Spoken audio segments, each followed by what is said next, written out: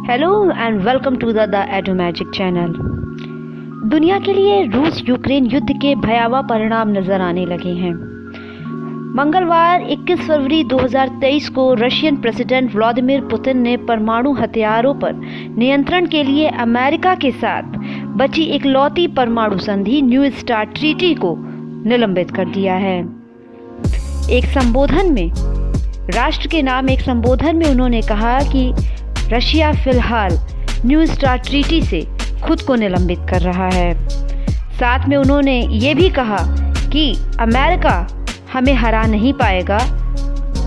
हमें मजबूर किया जा रहा है कि रूस रणनीतिक आक्रामक हथियारों की संधि में अपनी भागीदारी को निलंबित कर ले।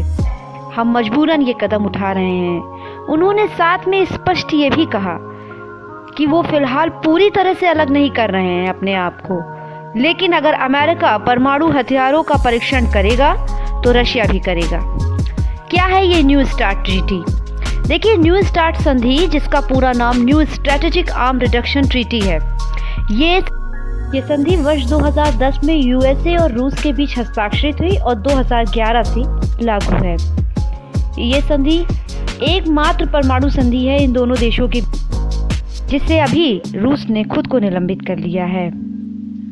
इस फैसले के बाद अमेरिका की जो प्रतिक्रिया आई है वो भी जान लीजिए।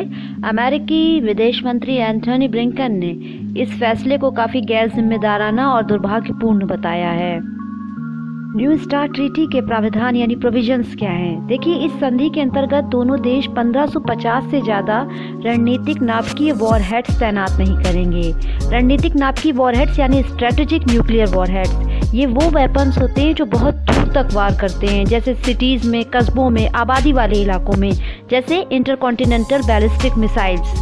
दूसरा प्रोविज़न ये है कि दोनों देश 700 से ज़्यादा लंबी दूरी वाली मिसाइल्स और बम वर्षक तैनात नहीं करेंगे। दोनों ही देश, अमेरिका और रूस, एक दूसरे का जो परमाणु शस्त्रागार है उनका निरीक्षण कर सकेंगे साल में 18 बार। प्रत्येक देश साल में 18 बार एक दूसरे के परमाणु शस्त्रागारों का निरीक्षण कर सकेगा। देखिए, रशिया ने अचानक इस संधि को निलंबित नहीं किया है। ये एक प्रतिक्रिया है जो एक इवेंट के बाद हुई है। ये इवेंट ये है कि रूसी हमले के 1 साल पूरे होने से ऐन पहले अमेरिकी राष्ट्रपति जो बाइडेन ने अचानक सोमवार को कीव दौरा किया था, और इस कीव दौरे के बाद ही रशिया की प्रतिक्रिया आना स्वाभाविक थी, क्योंकि रूस जो है वो नहीं चाहता कि रूस के इर्द गिर्द अमेरिका, नाटो या पश्चिमी विश्व किसी भी प्रकार से उपस्थिति दर्ज करा।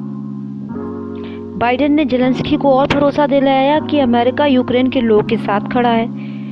तो अब 24 फरवरी को रूसी राष्ट्रपति व्लादिमीर पुतिन के आदेश पर जब यूक्रेन पर हमले शुरू हुए थे, तो उसके बाद अमेरिकी और पश्चिमी देश जेलेंस्की को हर संभव मदद दे रहे हैं। यही वजह है कि यूक्रेन रूस का मुकाबला कर पा रहा है और ये युद्ध खत्म होने का नाम नहीं ले रहा।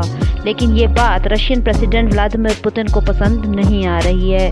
वो पश्चिमी विश्व को ये संदेश देना चाहते हैं कि अगर पश्चिम परमाणु हथियारों की होड़ लगाएगा तो रशिया पीछे नहीं रहेगा। वो अपने चिर प्रतिद्वंदी अमेरिका और नाटो को ये संदेश देना चाहते हैं कि रशिया हारने वालों में से नहीं है फिलहाल। तो आशा करती हूँ कि ये जानकारी आपको पसंद आई होगी, ये विश्लेषण आपको पसंद आया होगा। आपका दिन शुभ हो। धन्यवाद।